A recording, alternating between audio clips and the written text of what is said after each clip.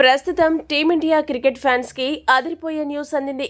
మొన్ననే టీ20 ప్రపంచ కప్ లో రోహిత్ సేన చేతిలో ఓడిన పాక్ జట్టు ఆ తర్వాత లెజెండ్స్ ఛాంపియన్స్ లీగ్ ఫైనల్లో భారత చేతిలో పాకిస్తాన్ జట్టు ఘోరంగా ఓడిపోయిన సంగతి తెలిసిందే.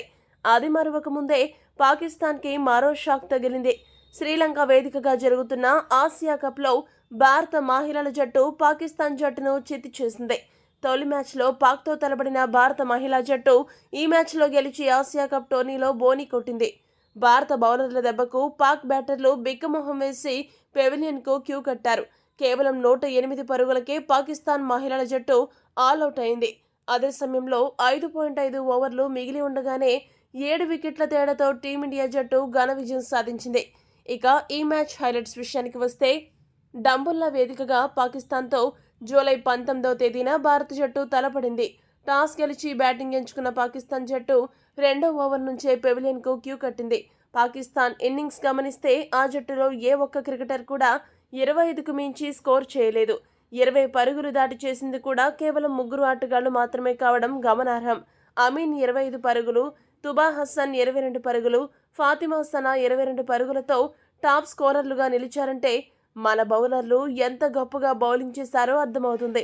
అంతేకాదు, మిగిలిన ఆటగాళ్లలో అంతా 10లోపు పరుగులకే పరిమితమవ్వగా ఇద్దరు డకౌట్ అవ్వడం మరో విశేషం.